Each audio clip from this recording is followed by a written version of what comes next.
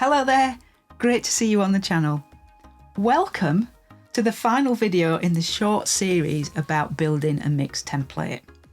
This video is going to go over the remaining tracks in the template, being namely the placeholder tracks and the effects returns. The placeholder tracks are how I keep my template small and flexible.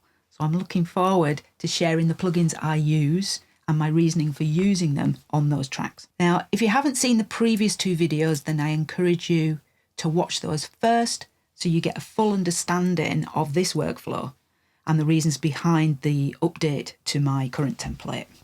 And later on, I've got the details of how you can enter the giveaway that's live right now, where you can win 2 of my mixing courses. Plus, there are loads of runner-up prizes, so be sure to stick around for that. So let's jump into the template and have a look at the plugins I'm going to use throughout 2025 on my placeholder tracks and on my effects returns. These placeholder tracks start with the drums here. The way I process, the way my brain thinks about processing is correct stuff that doesn't sound right first and then enhance after, and then recorrect if need be. By that I mean that enhancing afterwards by adding a compressor may introduce more sibilant sounds to a vocal, so then apply a de-esser afterwards. So that kind of thing. But the very first thing I think of is to correct the sound if it needs it right from the get-go. That usually means EQing. It can mean compressing. As a rule of thumb, the first thing that I will correct usually is tone. So not forgetting that we have those default plugins here at our disposal. I've got my Pro Q4 there and I've got the SSL 4KE. They will be taking care of my the corrective EQ duties of the tracks. Next, I'm going to start thinking about enhancing. So what enhancing plugins am I going to use here? So we may want compressors. We may very well want character EQs. So on drums and on most instruments, I do like to run tracks through tape. Has a great effect of just kind of leveling things out.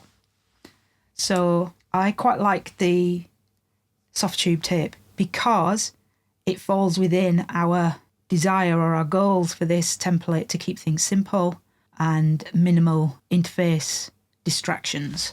And that's what I find we get here with this. 2 knobs and 3 tape types.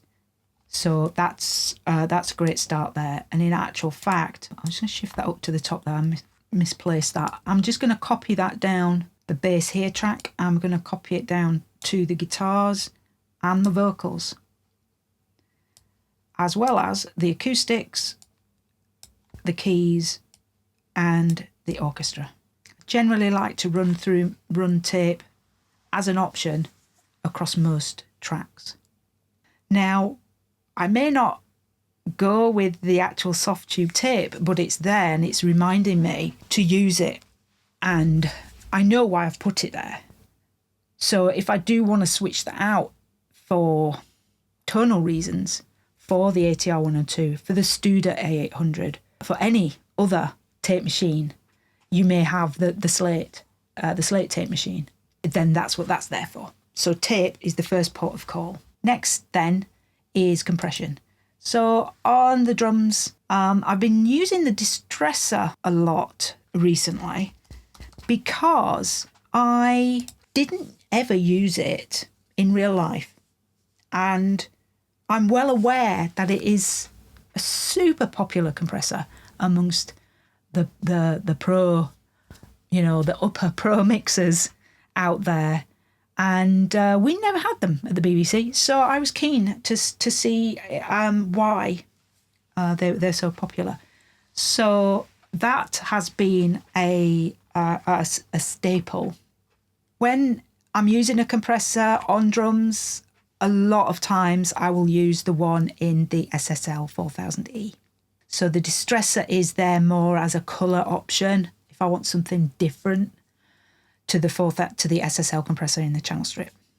So I'm still in enhancing mindset now. What I often like to do is to find ways of adding more subharmonics to kick drums. And the Voice of God from UAD is one of those options. So that will be there generally as it defaults open, which is at 40 hertz. That's a good option for me. Another option in a similar vein is the lo-fi option that comes with Pro Tools. That again is great. Just using the distortion here. That's all I ever do. It adds level, so it gets louder, but it does add a sense of low frequency thump as well. So that's there as an option. Another option, so that's the low frequency enhancement sorted out. Another option is the decapitator for a bit of distortion. So that's there. Don't really use it much, but it just adds, it can add a little bit of top, a little bit of click, and yeah, I just generally go through the styles till I find one that works for that particular drum. I've been finding of late that I've been getting really good results with the Pro Expander. So that sits there as an option for cleaning up mic bleed in drum tracks. I like to use expanders rather than gates. Sometimes I will use a gate if I really, really have to, particularly if I want to shorten the sustain of the drum, of the kick drum, and the toms. If I want to manipulate that, then a gate works really well. But when it's just about controlling cymbals and snare bleed on other tracks, then this works really well. It works really well for me. But if I do need a gate, I'll use the Pro Tools D3. Yeah, I'll use that for gating duties. So that's drums. That's all I need on drums, really.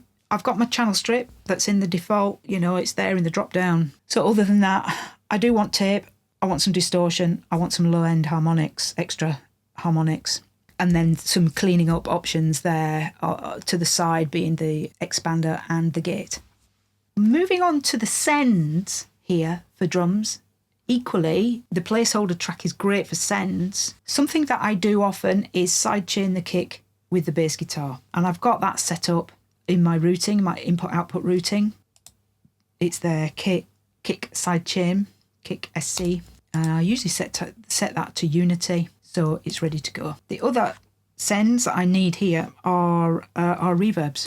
So I've got my drum one. Drum one is usually my room, and I like to send everything at Unity to the room and then balance the actual reverb return fader for that.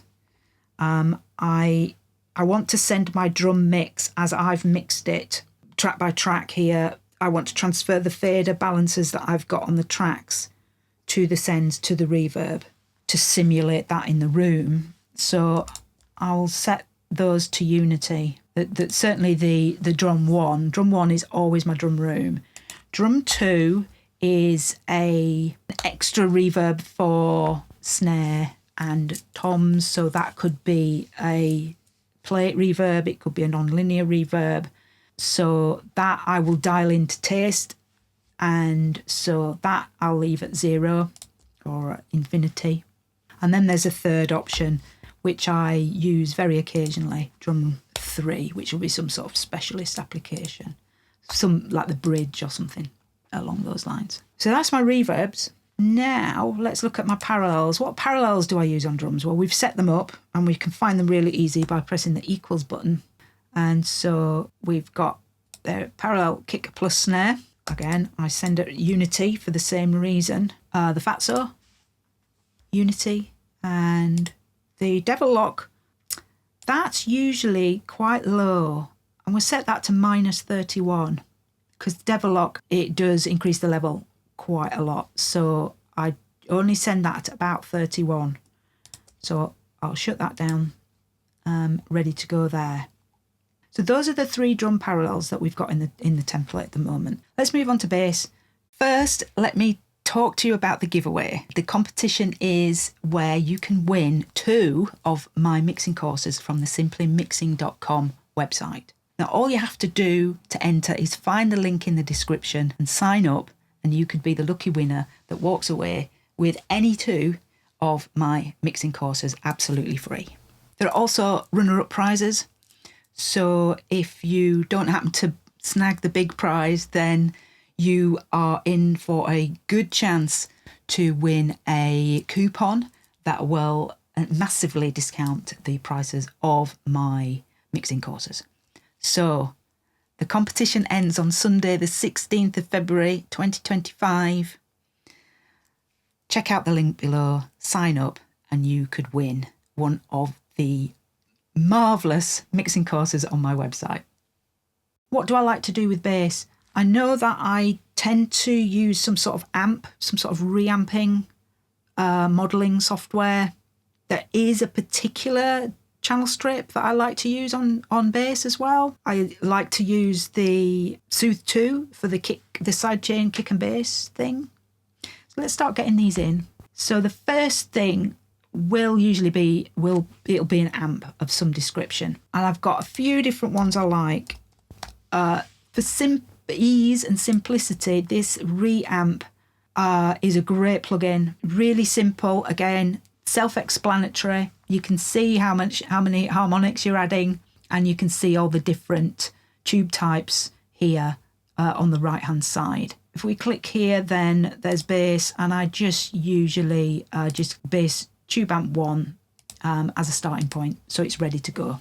So that's one amp that I like to use. The other being this fella here, which we dial into taste, and another one is the B15. So I like to get that ready, so that's there as well. The channel strip I like is again from Plugin Alliance, because the channel strips are just great from these guys. Is the ANIC 9099. This just sounds great on bass, mainly because it's got this glow button here on the low frequencies of the EQ, adding harmonics again. Sheen does a similar thing, so it makes it a little bit different, I think, and in my quest for harmonic saturation. So that's there. I do tend to turn off the compressor and the limiter because I do just want to use the EQ section really, and I also pull the V gain down as well to minimise hiss. So that is there ready to go. Next we get onto compression. Bass compressors. I like the 1176, the blue stripe for this, which has that more mid-forward character, which really helps bass guitars. So let's get one of those on. And this time we'll go for the UA version. Good starting point for bass on this is sort of attack at 3 and release at 5. That's a good place to start. And at 4-1, could go to 8-1. Depends on the track itself. So that's always an option that I like to try. The CLA 76 from Waves is great. The blue stripe again is great for that. Something a little more gentle is from Tube Tech, so I do like that as an option to be able to drag down and try. And this variation where you can get the compressor in a channel strip with the EQs is a really flexible option for that. I like to use multiband compression on bass, really to even out the low end. So I like the FabFilter Pro MB for that. And something like that works really well. This is just one band set to around about 78 Hertz. And that does a great job of compressing the low frequencies of the bass from 250 Hertz and up really, and then increasing. So it squishes down the low frequencies and it compresses them, and then you can bring them up, and it just gives you a much denser low end to the bass and control, so that it's just heard more evenly throughout the mix. So that is something I like to go to. Lastly, I like an EQ, some sort of EQ control. Last point of EQ, just to control those very low frequencies. And I like to use a Mac DSP for that. Don't know why, just out of habit, I think, more than anything else. This sort of 6-band EQ is really great. Got a couple of filters, really high quality. And what I tend to do is, where is it here? It defaults to 400. I tend to pull that down nearer sort of 225, 220 down there. Narrow up the Q a touch. So the frequencies are in the right spot, so I can just reach for the gain and pull some of that low frequency out. And the same here, that's set to 1600. That's about right actually, because I like to use this band to boost articulation, maybe a little bit tighter, but that kind, you know, to boost that articulation, and I'll sweep and find the best spot for that. But yeah, about there, that's good. And then the all important high pass filter here, I'll set that to 12 dB per octave. And this is where I really kind of fine tune the low stuff of the bass guitar with the kick. Okay, so that sits there like that. So one last thing to add here then is the Soothe 2 plugin that I use for controlling, for the side chaining the bass with the kick. So that's just basically ducking. Oh, I've got to set the key input here. Kick side chain. Okay, so now Soothe 2 is reacting to what's coming in on that bus, which is the kick side chain, which is we put on the kick placeholder track. I'll drag it down onto the kick in, and it will duck then at this frequency here, which is 61 hertz. Works really well. The best one I've heard actually out of all the options for that kind of thing. And you can play around with the depth to make it as strong or as gentle as you like. So that's bass. You can see then that we've filled up all the insert slots, so I can't do any more now. But that's it. That's the limitation. But we've got plenty there.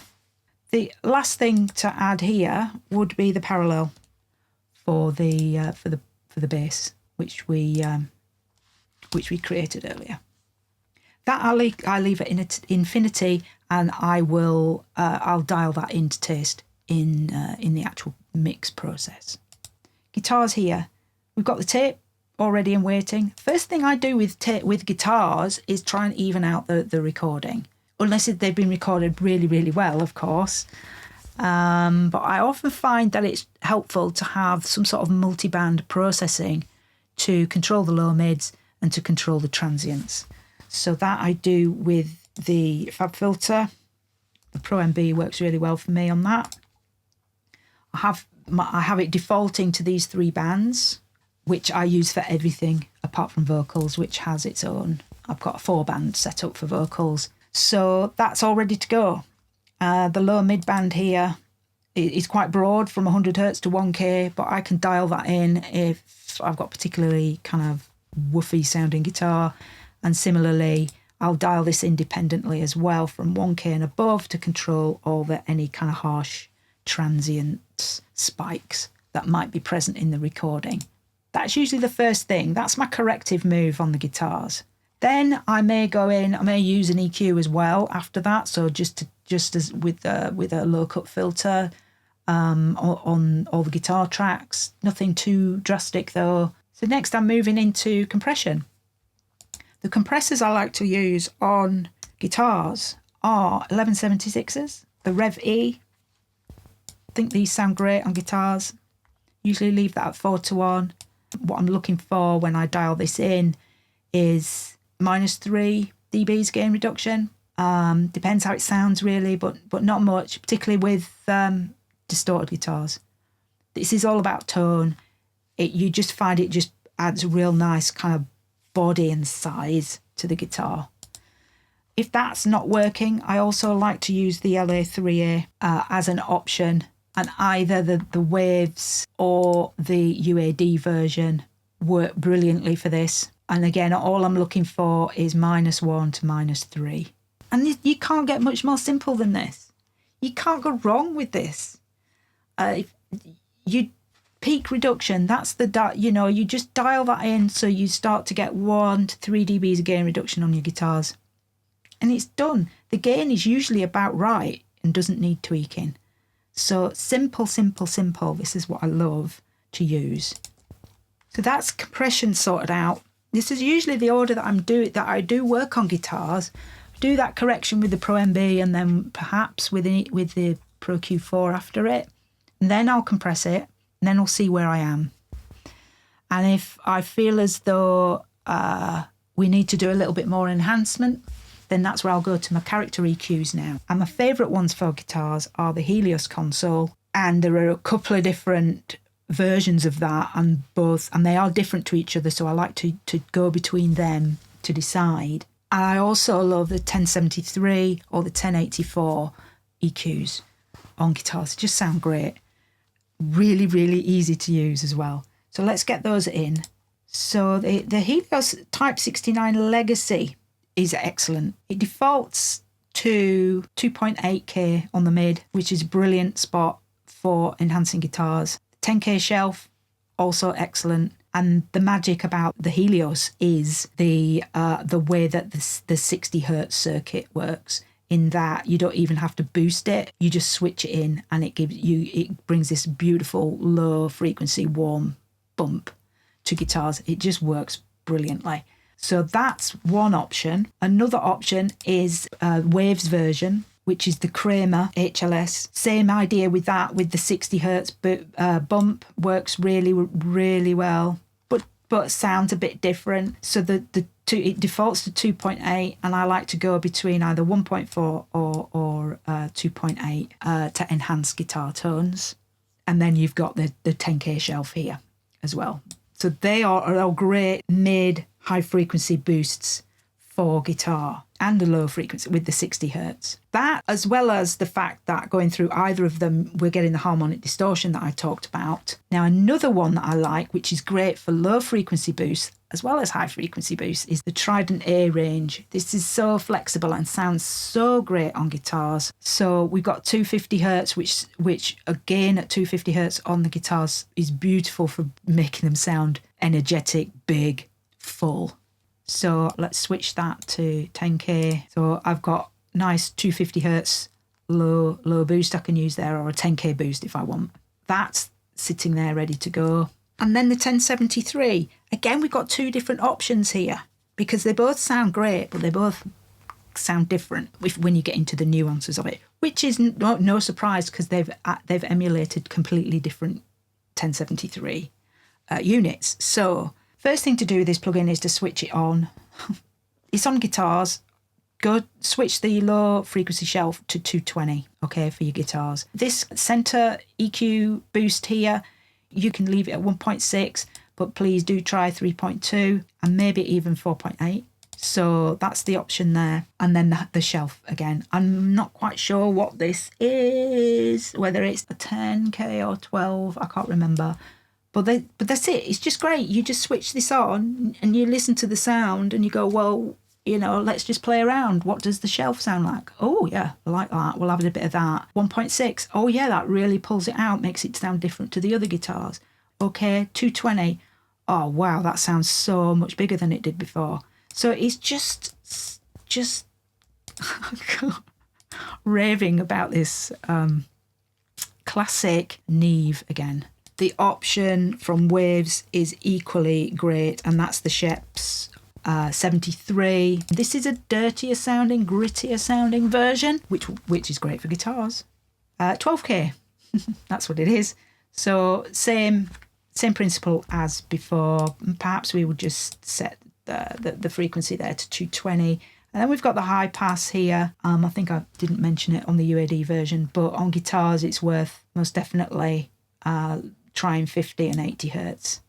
Okay, those are my character EQs to go to for guitars. Want to learn more about that? Then there'll be a link up here somewhere about EQing guitars, and I go through that process using those very plugins, so you can see how I do that.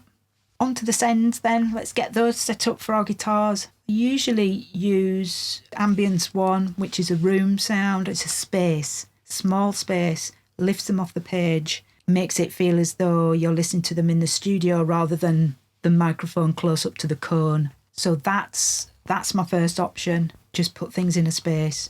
Then we'll move to slightly bigger spaces and try a second ambience, which will have a different reverb on it. And then with guitars, I'll usually try a spring of some description, and I usually have a chamber.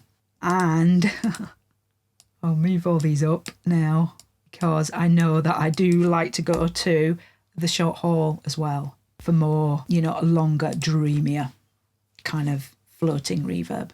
Delays, we'll try a slap delay, and I will try a short delay, and we'll try a long delay. And then I might also use a mono delay as well. Lastly, in the last slot, that's where my parallels will go.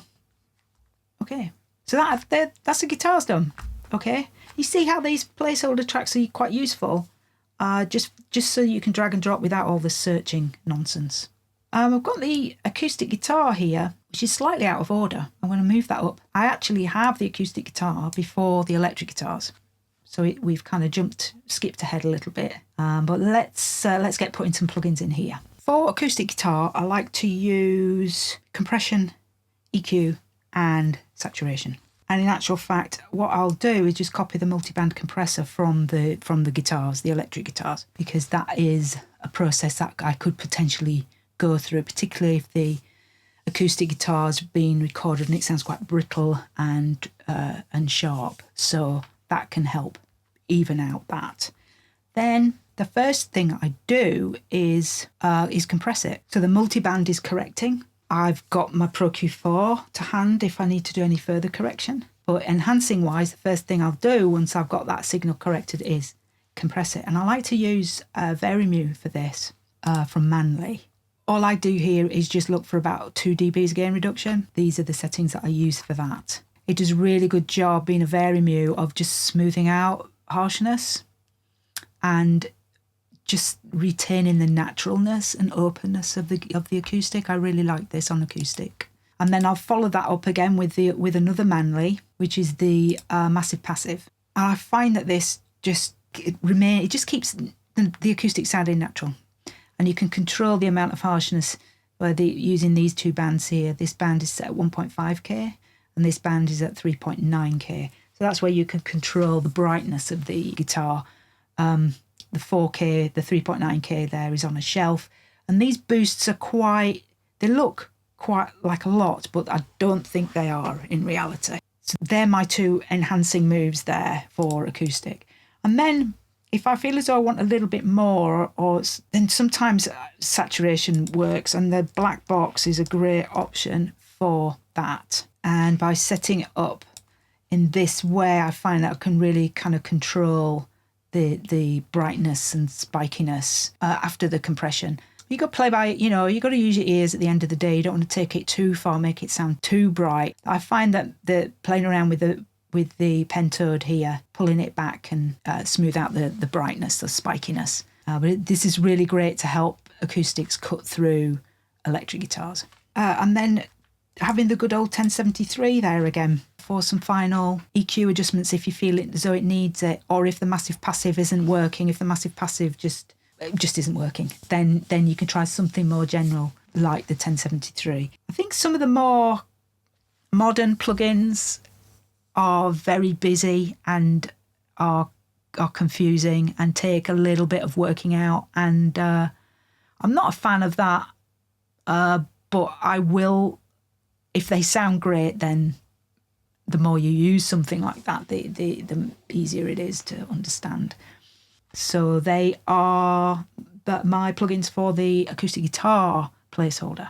Let's get some sends here. When it comes to acoustics, this is pretty similar to the electrics. So a room ambience and then a general instrument ambience. But I could use a hall, and I most definitely could use a plate.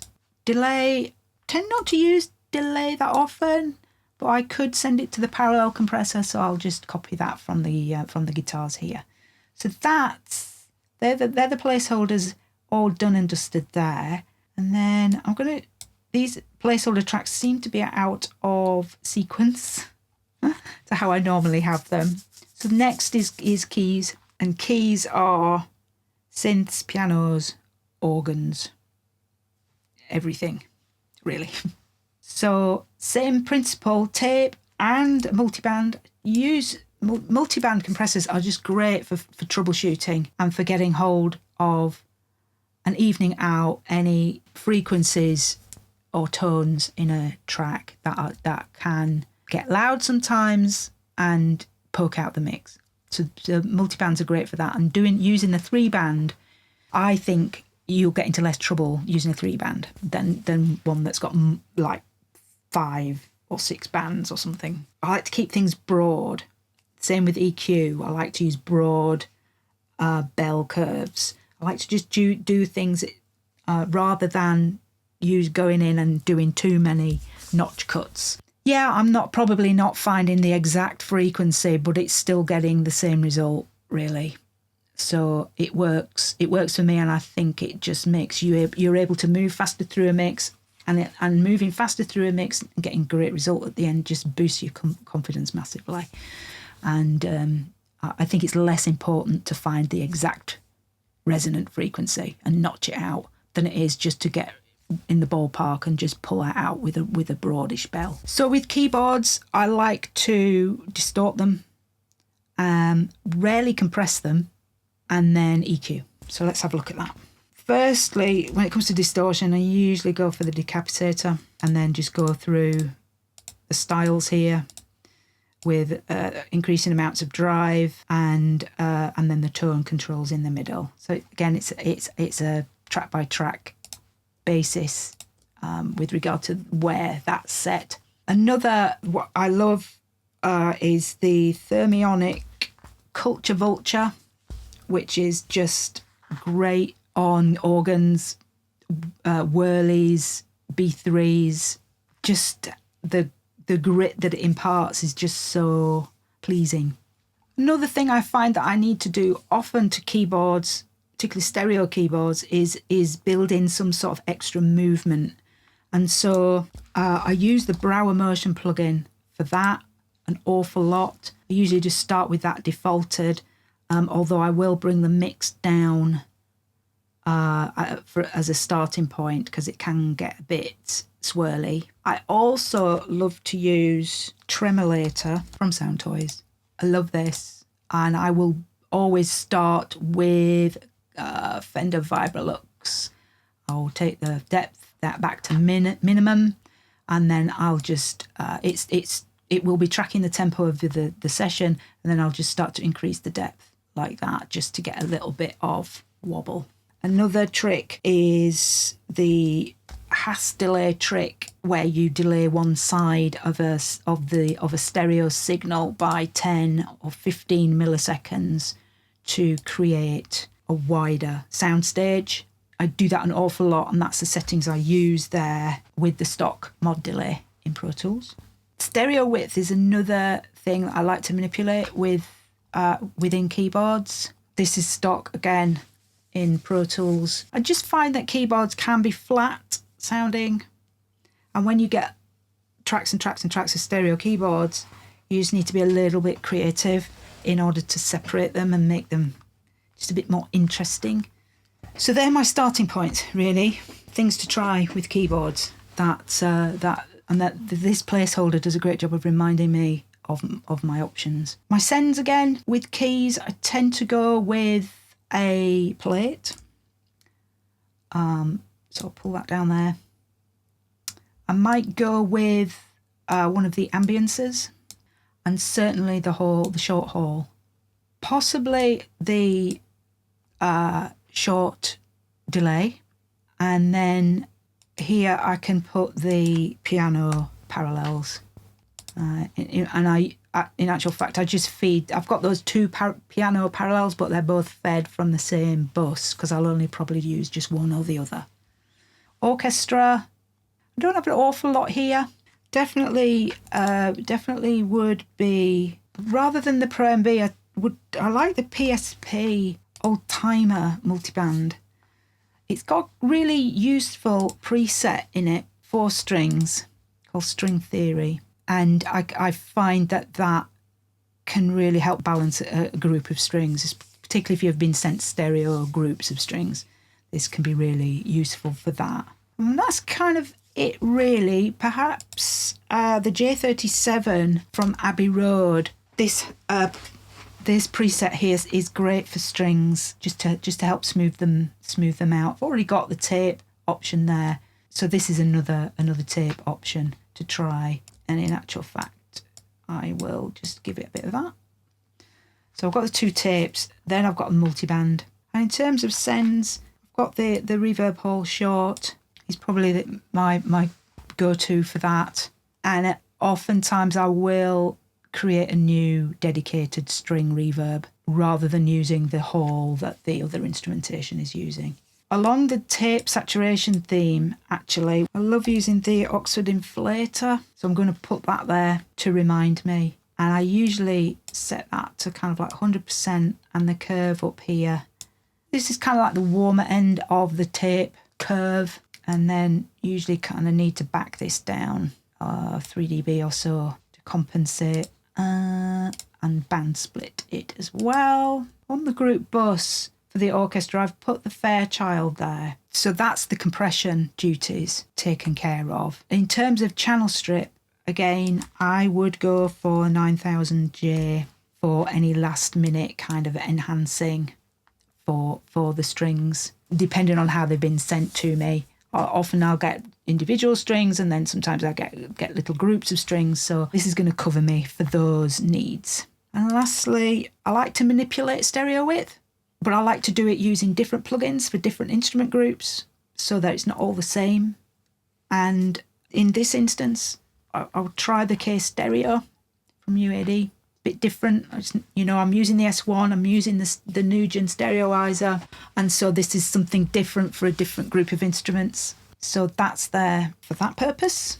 I might use a long hole for this as well, so we'll put that in. And I'm basically just trying to keep the ambiances in the same place on the channel, across the different channels. I'm also trying to keep the reverb hole short in the same spot as well, because on a console you would assign your auxiliary sends to specific reverbs or processors, and so you would have auxiliary 6 would across the desk would be going to just one reverb unit, so or processor of some description. So you could always reach to 6. You knew where your reverbs were. You had a short, medium, long reverb, short, medium, long delays, and they were all on the same auxiliary 1, auxiliary 2, auxiliary 3 across the board.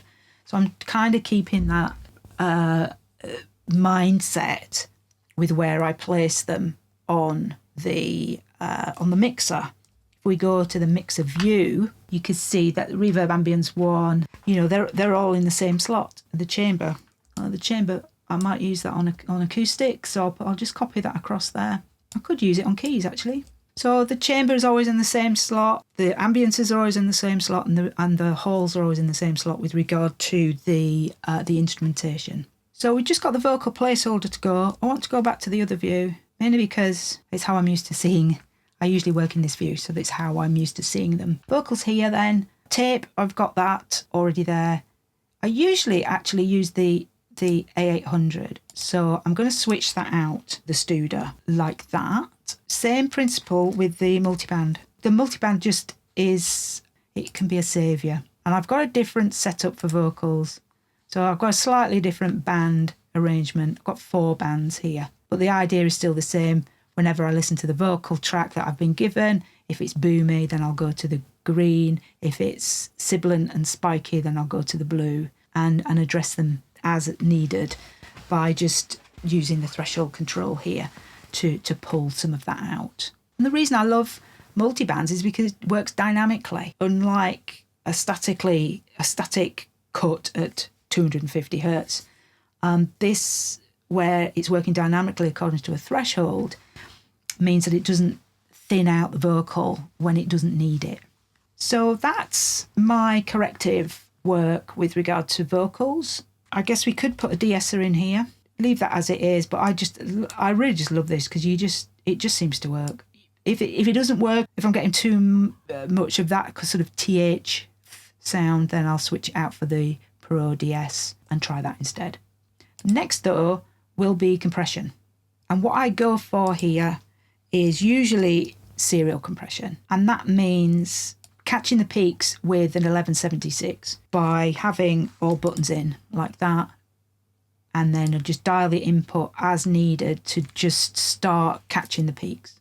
And you'd see that in the needle just flicking, catching the loudest parts of the vocal. That's the first instance. And then what I do is I'll follow that up with an LA2A. And the CLA2A is great for this, but I'm going to go with the silver from UAD. It's kind of a bit more on the brighter side. Start with this, and then if it's too bright and adding too much sibilance, then I'll go with the grey or the original, see how they work instead. But grey, easy to use. I've talked about it before with the guitars. 2 knobs, can't really go wrong.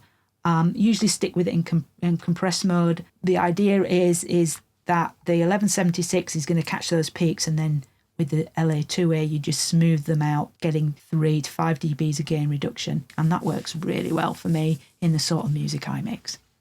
Next up is Waves C4. I have it there. I don't use it all the time. I have it usually set up like this, basic multi-voc. With these bands, it just does something and can really help the vocal just feel like it sits in the mix better. Not every time, but I do have it there. And what I'll do is go to the master threshold here and just bring that down, up and down as I need to really get the vocal to work.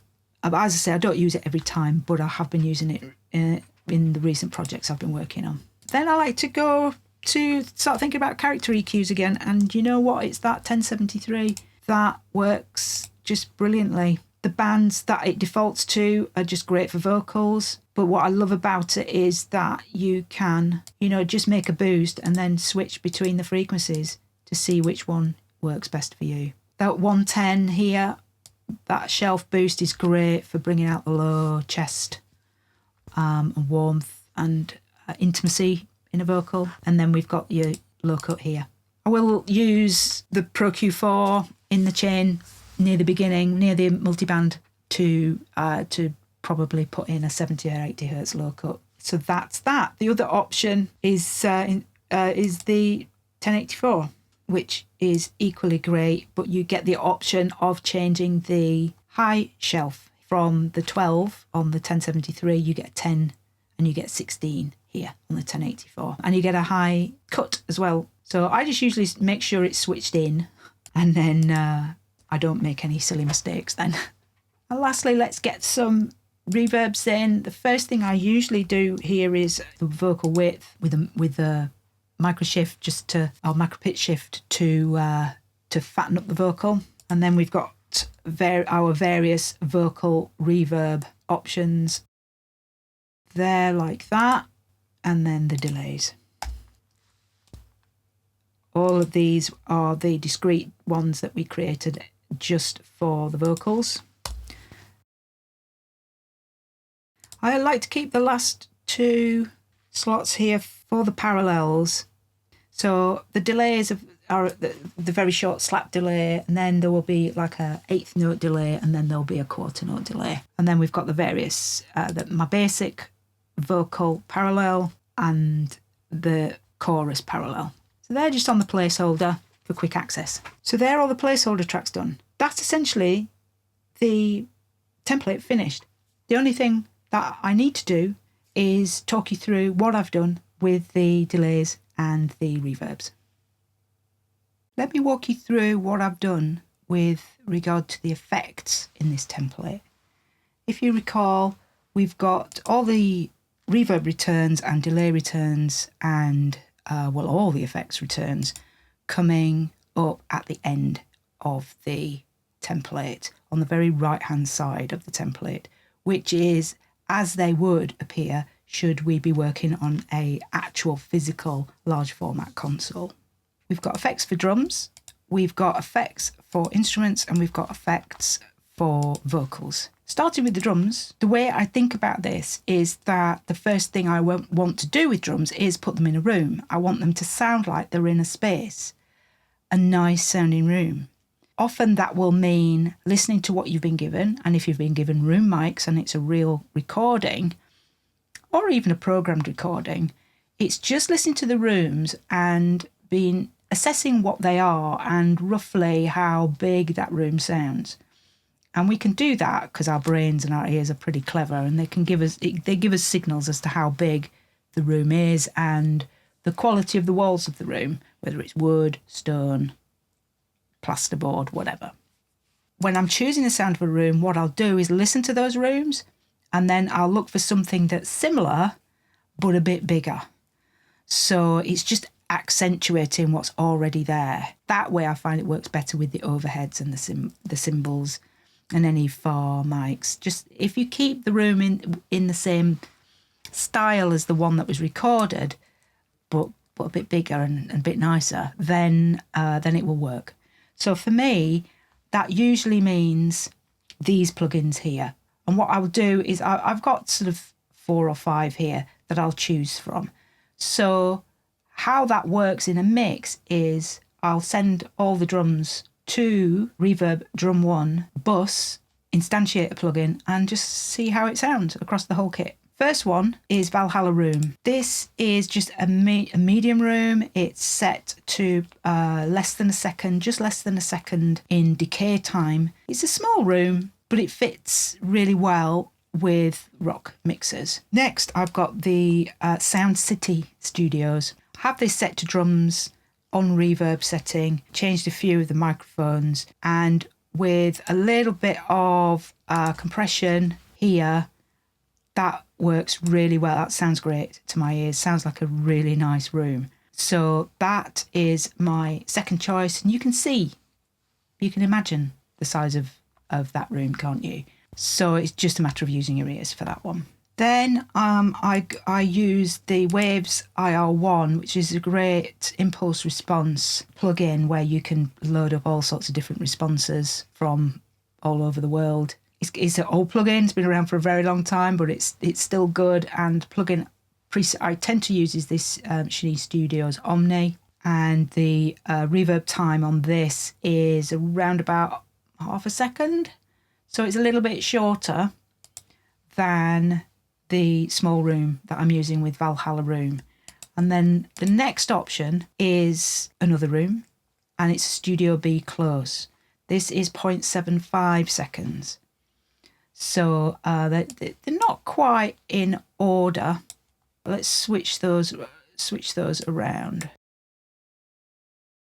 I'm going to put the Sound City Studios first. I'm going to follow that up with Ocean Way, and then we've got the sort of half second Shiny Studios. We've then got the 0.75 seconds of the Studio B Close, and then the Valhalla Room, which is the longest of the lot. So they're all in order of size there, and they all do have very different qualities about them. So they are all there for me to quickly run through an audition on a set of drums. The Ocean Way is great. The issue for me with Ocean Way, it's not native. It runs on the UAD hardware, and I just find it's quite hungry. So I've kind of stepped away from using that and gone more towards the others there. But it just sounds great, and I've got it set up in remic mode, this particular drum sound, so just for a different quality again, rather than a straight reverb. So that's the room. Once we've got the drums in a room, then I start to look at the drums themselves. So the snare is the main one. And what I've got here is a selection of plates and ambiances. Let's have a look at the first one. This is the Lexicon 480. This is the buckram setting. And if you look at the reverb time down here, that's 0.245, so a quarter of a second. So quite short, and it's quite dull sounding. The high frequency cut there is at 6, nearly 7K. So it's quite short and dull. Next, I've got the Reverb plugin that comes with Pro Tools, and this is set to a large ambience. Now, if you look at the reverb time here, it's 747 milliseconds, so not quite a second, so similar in duration to some of the room reverbs that we were using. It's got some pre-delay, and this is really, it fits fits really well in an awful lot of rock mixers. It's very familiar sounding. Next is another 480, and this is set to Music Club. This again is 865 milliseconds. No high cut on this, so the high frequencies are allowed to kind of develop fully. You can imagine the size of the room by the name of the algorithm, which is Music Club. Really great, really familiar sounding. Again, just to lift them a little bit away from the other drums. Next option is a non-linear option. This is 1.2 seconds, so longer, but it's a non-linear. It's not like an actual space; it's an artificial space. So very different in quality from the other offerings that I've chosen there. Got another 480, which is a fat plate. Now we're starting getting into plates, but it's long. Look at that; it's nearly 2 seconds long. So this is going to be adding length and sustain to the sound. And it's got a high cut there of just under 8, so it's going to be pushed back in a sense from the actual dry snare. So it's going to add depth. And then lastly, this is another new one for me that I wanted to add into the template to try. This is another Lexicon digital algorithmic reverb. But what I love about this is the limited choice that you have with it. It's also not that fancy. With some of the plugins here, I think the best, most lush sounding one I own is probably the Seventh Heaven Bricasti clone. And this is kind of the opposite to that. But it's familiar, and that's what I'm striving for. That is for these to sound, for my mixes to sound like records, and that's so that they're not out of place. And sometimes you've got to mix these kind of lower quality reverbs with the more lush sounding ones to create that difference. And that in itself feeds into the creation of depth in the mix. Sometimes if you've put Seventh Heaven on everything, there's just so much information there. It's easier sometimes to place these cheaper, older, but not necessarily lower quality in terms of not usable, because it totally, absolutely is. Mixing up your textures with your reverbs helps expand the soundstage back and wide. This plugin, you only get 2 programs. You either get a plate or a room, and then it's really intuitive. You move on to size, and you've got 4 sizes, and then the reverb time, and you can alter the bass and treble here. That's just so easy to use and so familiar, and a great option to mix with all your other reverbs. So between this and say like the Deverb, which is stock with Pro Tools, they are 2 older, grainier reverbs that just work really well with more lush sounding reverbs, and so much so you can hear them differently, and they're separate from one another, and they don't kind of smush together. So this is a great option. And I would intend to use this as in the plate program, and probably of a smaller plate with a medium reverb time. That's another thing. You can't get bogged down in the numbers either. They're just, just coloured buttons. But it's brilliant. Lastly, I've got a reverb drum. It's just a third option, really, if I wanted something different for a bridge or a breakdown. I've just set it up as a Longwood room. 1.2 seconds, so not that long, but longer than the usual normal room I would go to. So that's the drums done. Then we get into the instrument effects. The first 2 are ambiances.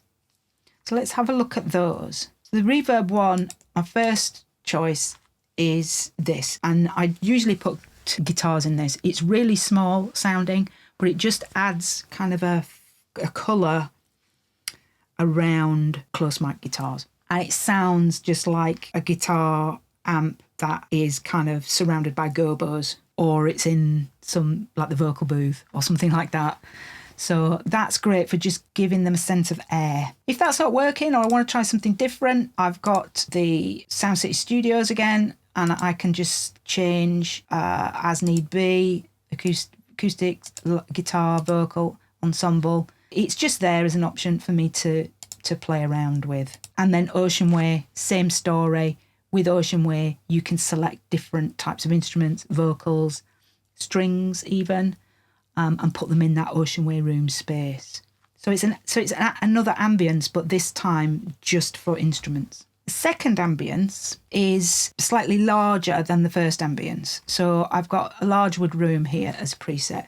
This is a really good general instrument reverb for a rock mix. Anything will work with this, from guitars, keyboards, strings even. Anything will. It's just a great all-round general reverb. 1.5 seconds, no pre-delay, but you can play around with that if you need to make your instrument sound a little bit more close. The second option here is Deverb. That is longer. That's set to a medium haul, about 2 seconds.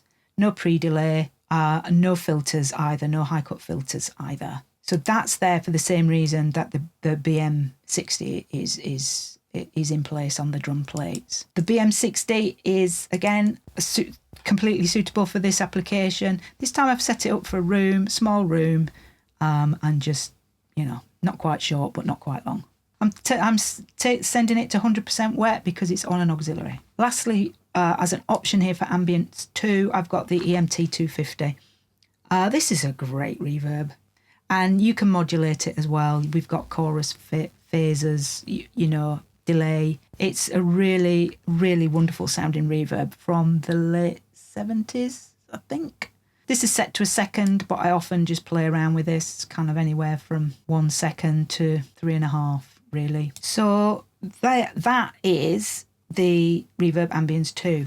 I just want you to pick up what I'm doing here, and that is just giving myself options that I can quickly flick between once I've got my sends dialed in or dialed up. I can audition each one in turn and decide which one works in the mix, rather than having to kind of mess about and try different presets and search for a new reverb plugin. They're just there for me to try. It doesn't mean to say that those presets that I've got them loaded at now stay. They're just a starting point. The reverb plate for the instruments, fat plate, is a favourite for this. It's got quite a high cut filter, so it's quite bright sounding, and it's quite long at 2 seconds, but it adds this great sort of long lingering, airy sustain, and so that can work really well for some applications. Next down the line is the Seventh Heaven, which from Liquid Sonics, which it's a lovely sounding plugin. 2 seconds decay is another plate, but this time it's darker sounding. A lot of times I will play with these because these two settings here, the high frequencies in the reverb, are what can really manipulate the depth of the soundstage. Next I've got Abbey Road plates. This is sometimes this works for me and then sometimes it doesn't. And it's just too much. So it's there because it's different to everything else. And I found this acoustic guitar space, actually this preset that works quite nicely. I think from memory, this bass cut it's better if this is kind of out. It gets a bit thick sounding with it up to number 3 like that. So I'll pull that back. But it's set on 4 seconds, so it's quite long. But obviously you can just tune that to the mix. Also, I think this analog, I'll turn that off. That's always kind of a warning sign to me for hiss. So that's there as a plate option. So again, a different quality. Back to Seventh Heaven in another instance, this time with a silver plate. What I want to do is just create different tonal textures for these plates for the instruments. I want them to sound, I don't want it to sound like the snare plate. I don't want it to sound like the vocal plates. I want this to be different. So this is one option that's there. It's 2 seconds. I think it's kind of a little bit darker sounding. And then again, another Seventh Heaven with a gold plate. So different metals that will all have their own individual kind of quality. This is going to be darker still and shorter as well, 1.8 seconds. I've probably really got too many plates here. And I think what will happen is that this list will get streamlined down for me. I will audition them and audition them and audition them. And if there are some of them that just I never use, then I'll just ditch them.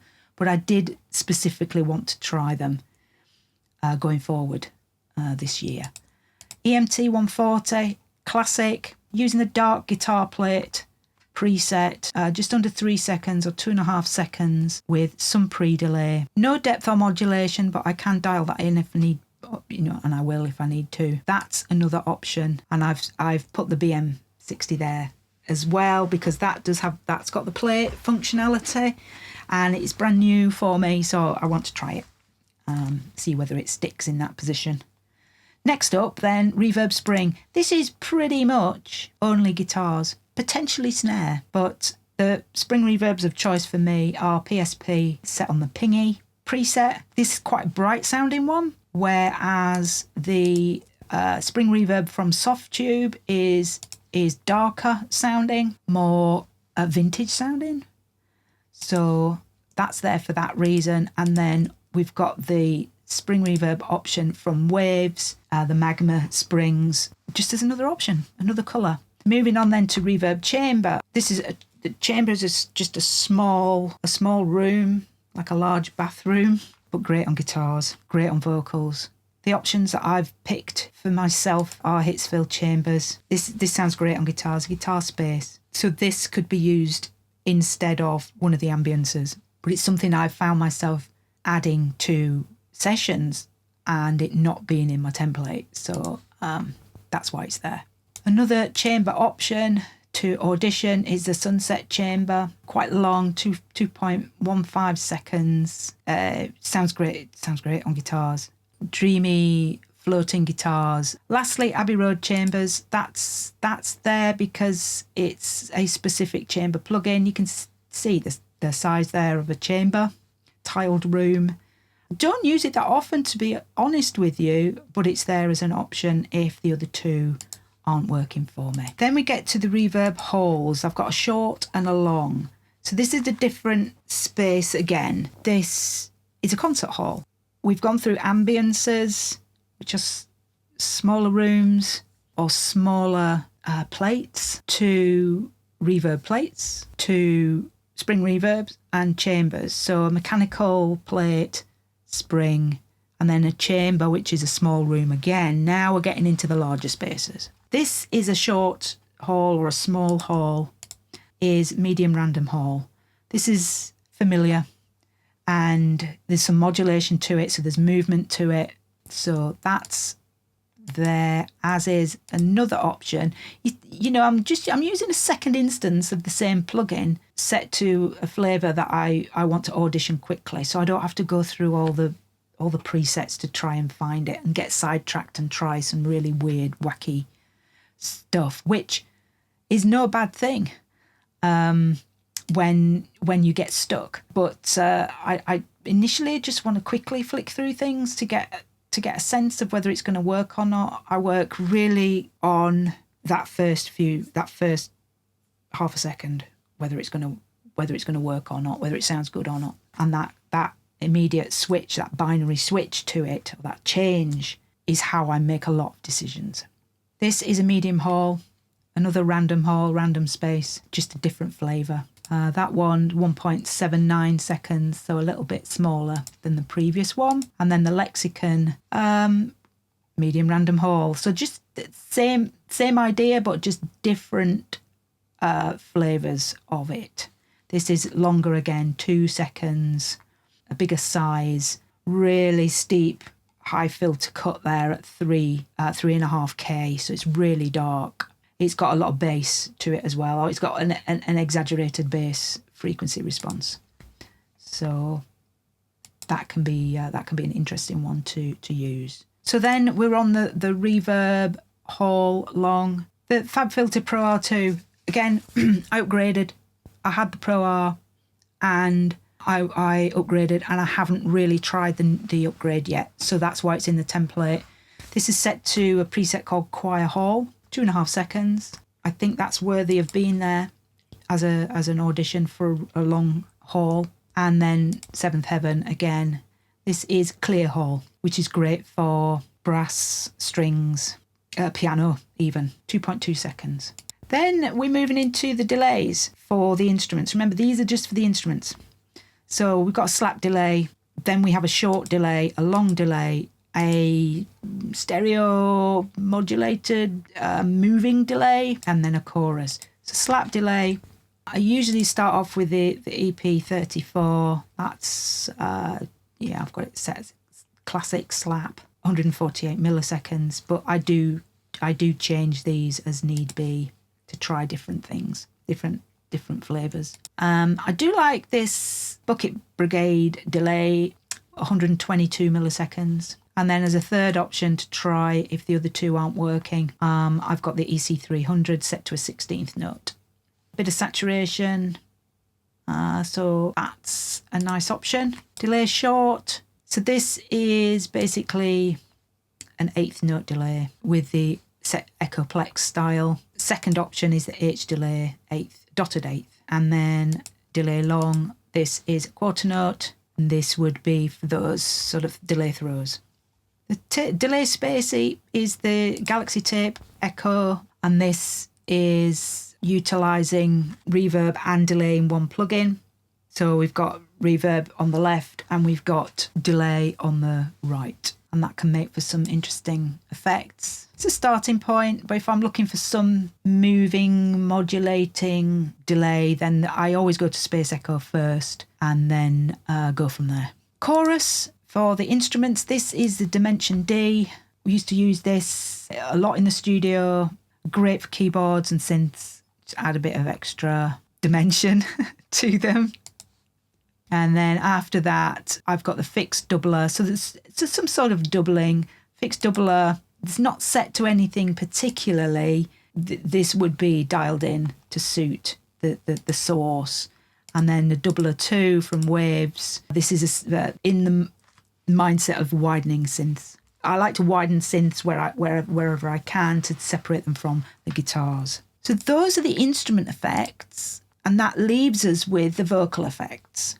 So we've got a set of reverbs, a set of delays, and a width. First reverb is much like the reverb ambiances for the instruments and the drum room. This is about putting the vocals in some sort of space, a real sounding space. Great option for that is this Hitsville reverb chambers again.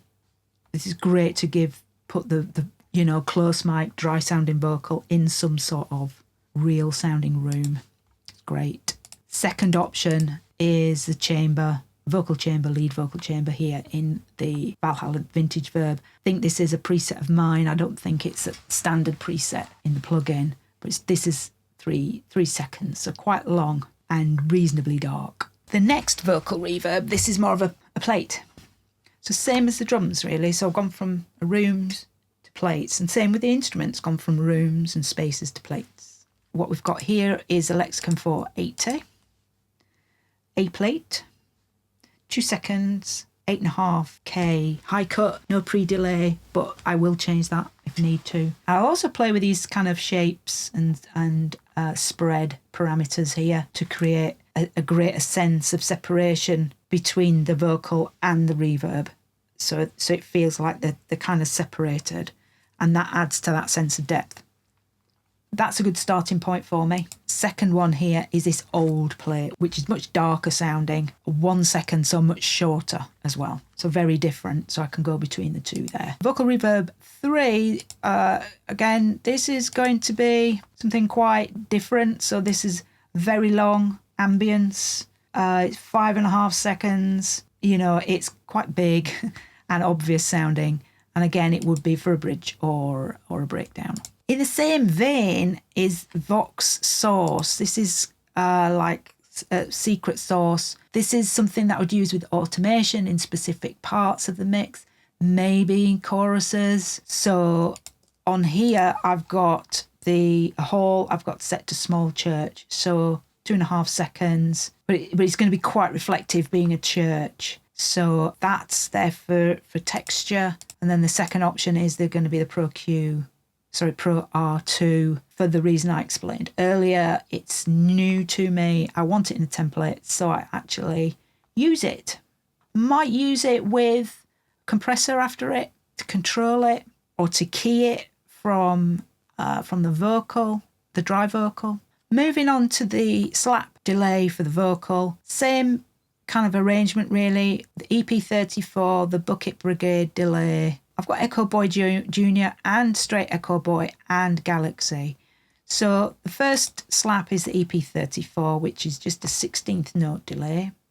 Bucket Brigade, that's just set exactly the same as the one on the instruments. Echo Boy Junior, I really like this plugin because it does fulfill the brief in that it's pared down. It's a pared down version of Echo Boy.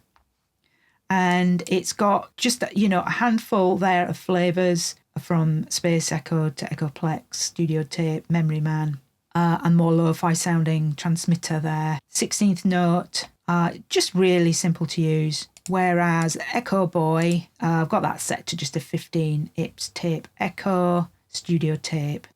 With Echo Boy, you can get into some other tweakery. So it's just there as another slap option if I want something different.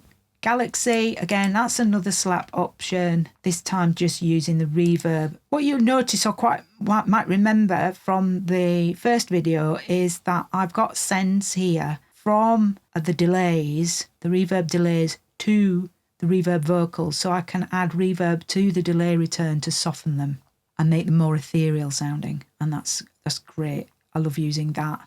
Same principle here with the delays on the instruments. So we've got short delay and long delay next.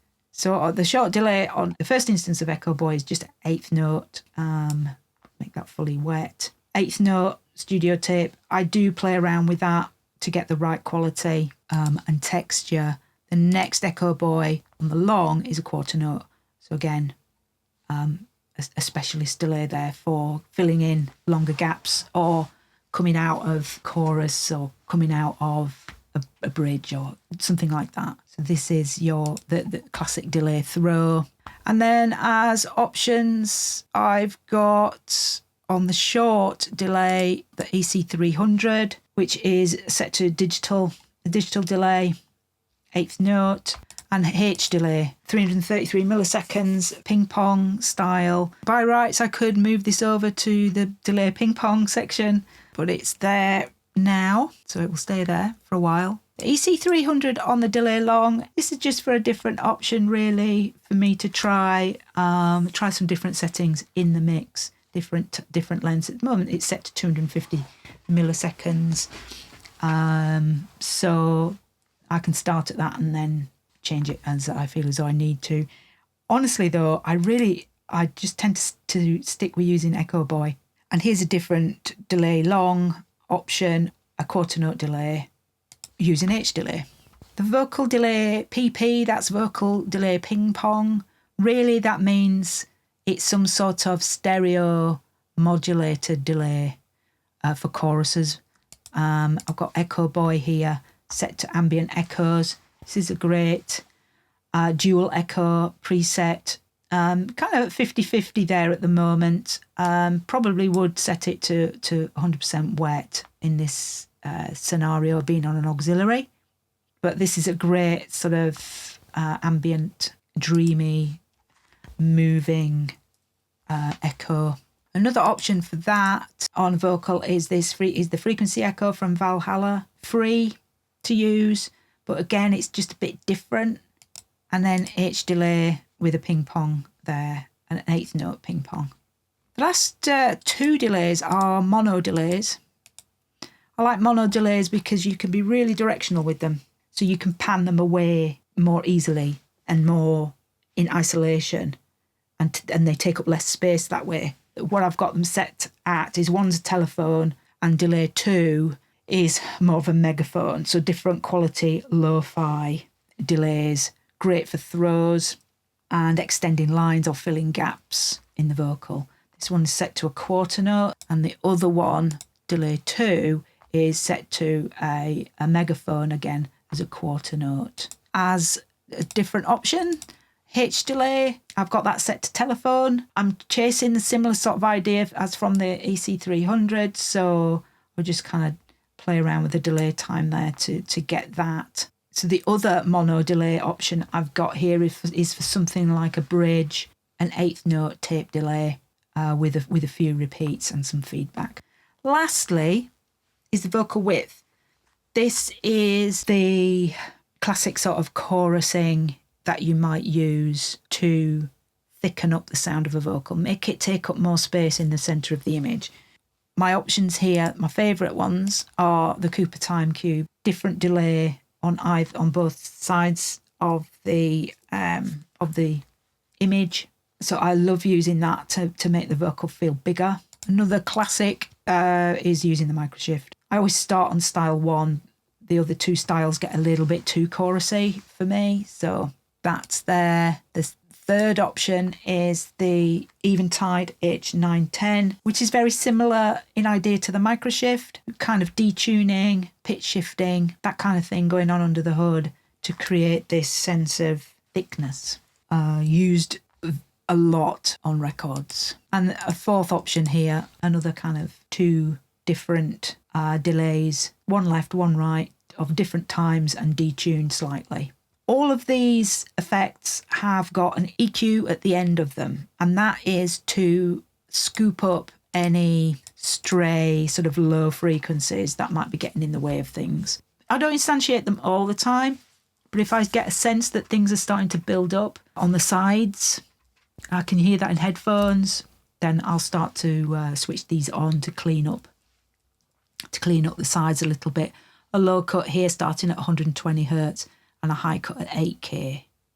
So those are the effects in my template.